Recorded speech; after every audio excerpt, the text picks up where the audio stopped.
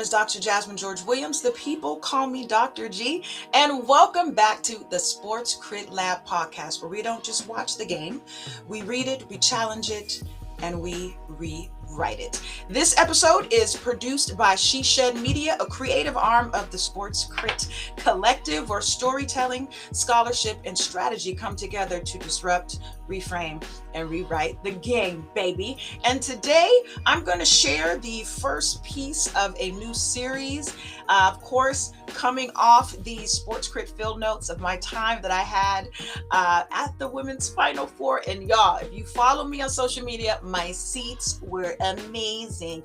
Shout out to Alex and Princess, for real. And today we are beginning a series called Reframed It First, the WNBA through a SportsCrit lens. And within that, we'll have a sub-series where we're going to be looking specifically at the other Caitlin Clark effect. Because while everyone is celebrating growth, we're asking at what cost and to whom. Let's get into it. She wanted to quit. Raven Johnson, a two-time national champion, a extremely decorated guard, one of the most decorated guards in South Carolina women's basketball history, SEC Defensive Player of the Year, and a young woman who gave 5 years of her life, blood, sweat, and tears to the sport that she loves, sport that I love, basketball.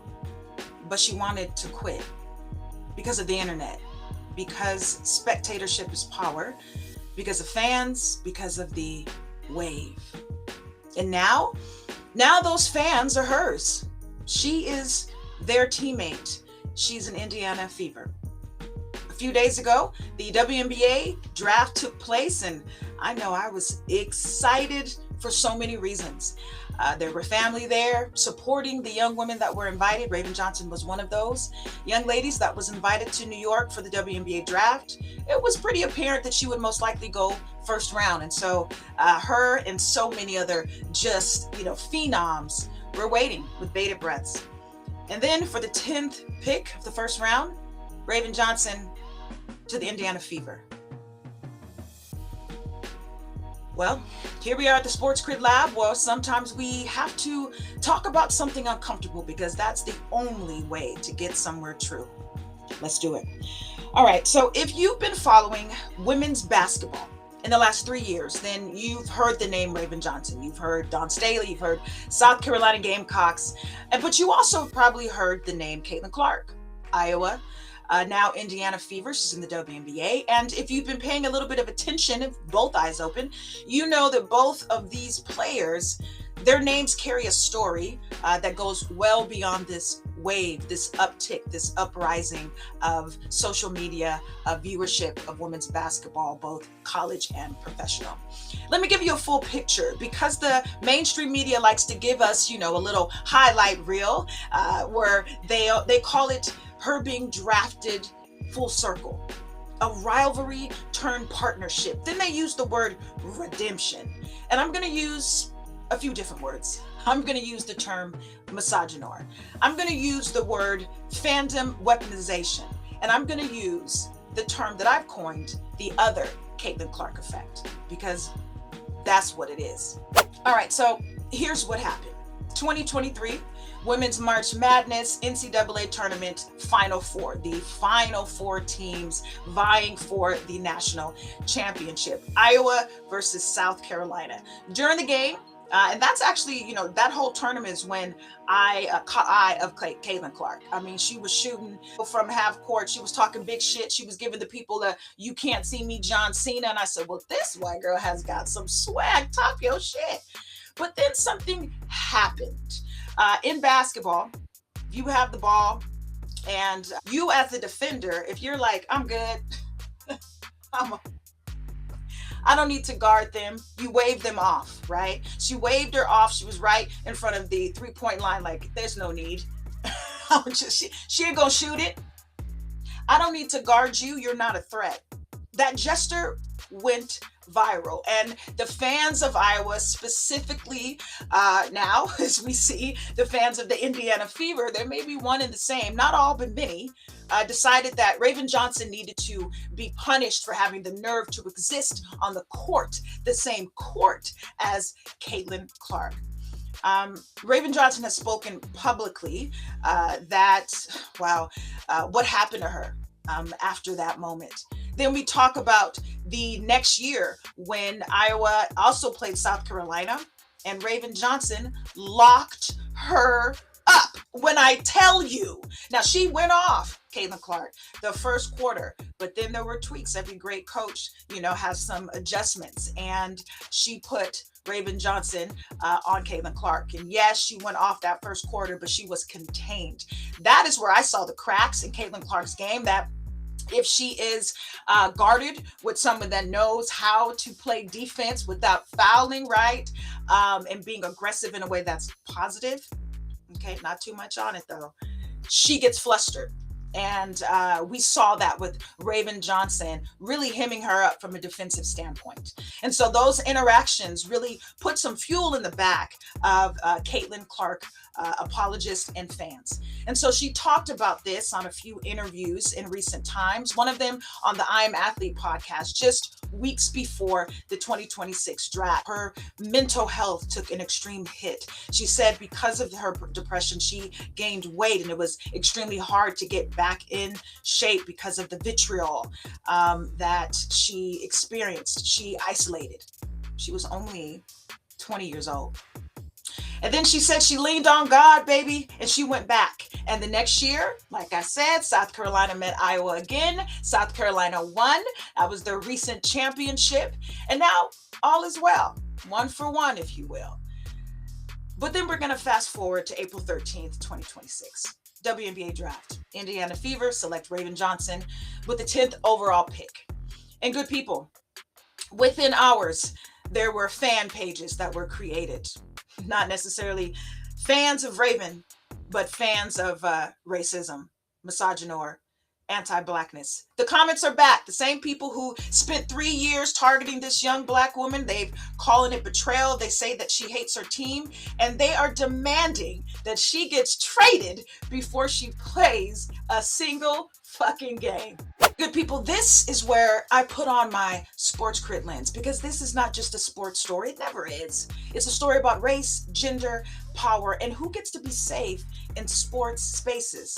Let's buckle up. Let's talk about the framework. So go ahead and step right into my #SportsCrit classroom. Go ahead and get your iPad, doodads, and knick-knack and paddywhacks. Now remember that SportsCrit composition book. Don't play with me. So I coined this term because it needed to exist. We talked plenty about the Caitlin Clark effect in my #SportsCrit classrooms, but we use it from the lens of SportsCrit tenet, progress is made when power gets paid, talking about interest convergence.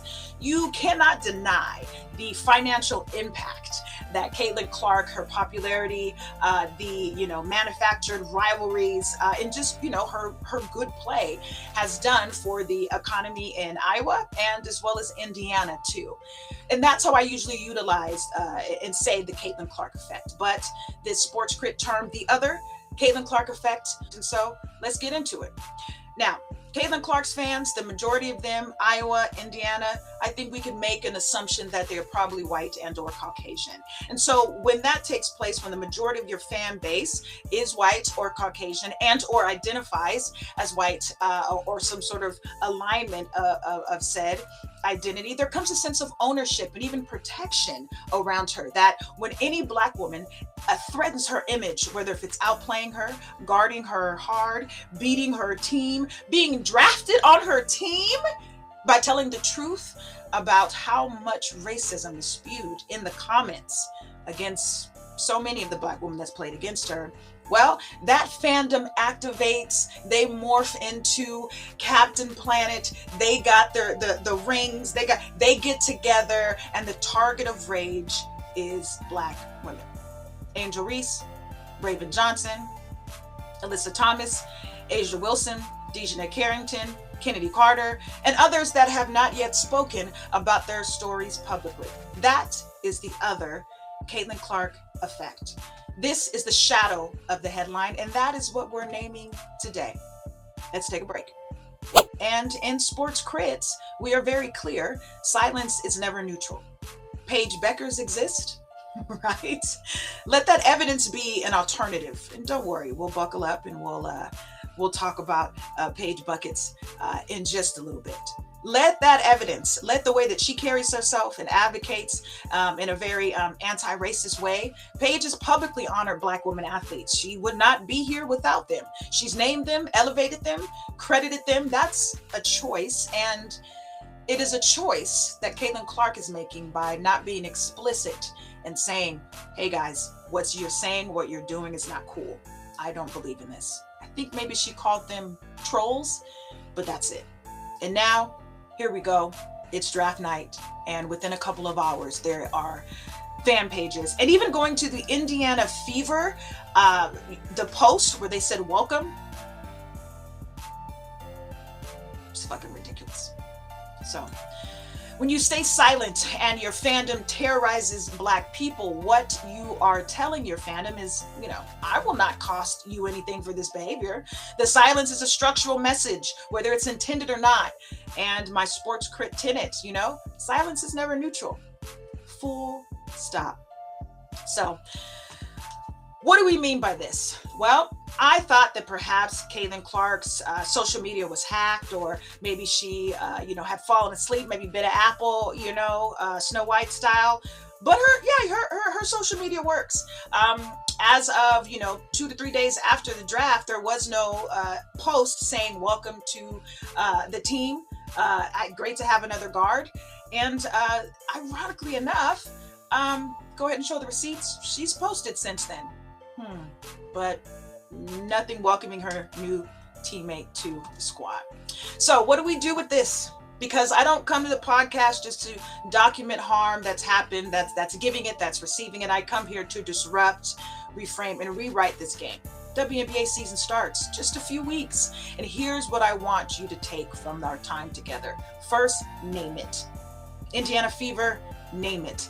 Caitlin Clark, name it. It's Misogynoir. When you see it in sports spaces, don't let it be disguised as just strong, strong opinions. Those are passionate fandom. Second, follow Raven Johnson's career. If she is supposed to stay with the Indiana Fever in the long run, support her. My husband said, we got to buy an Indiana Fever jersey, right? I said, yeah. Cheer her loudly. Buy her jersey. Show up with your dollars and your honor and your respect. Give her your attention, because she's a Black woman in the Midwest, regardless of, her occupation, but she's walking into an institution of harm, and hold that institution accountable. The NBA launched an investigation a couple years back, yielded nothing. This is failure. Fans, journalists, and scholars should continue to document and demand better. Fourth, don't let this be a one news cycle conversation. The season's coming up. Pay attention to what the media asks Raven Johnson, asks Caitlin Clark, asks the coaches, asks the other players. Pay attention. Spectatorship is power. Raven Johnson will play her first WNBA game, and the question I have for you, good people, what kind of environment will she play in? Well, that depends on us. All right, good people. Well, this has been another episode of the SportsCrit Lab podcast. Once again, I'm Dr. Jasmine George Williams. The people call me Dr. G, and I'm assistant professor of race, sport, and social justice. I'm an activist, author. I'm also the brains and the beauty behind the SportsCrit Lab podcast and the SportsCrit Collective. Listen, if this episode moved you, share it, like it, give me a review. Subscribe to my Substack, where I'll be having the full conceptual framework for the other Caitlin Clark effect. And it's available for you. Because guess what? Here at the lab, we disrupt, reframe, rewrite the game. I'll catch you next time. Be well, be safe. I'm out. Oh, SportsCrit Lab. SportsCrit Lab. Interrogate, liberate, that's the plan.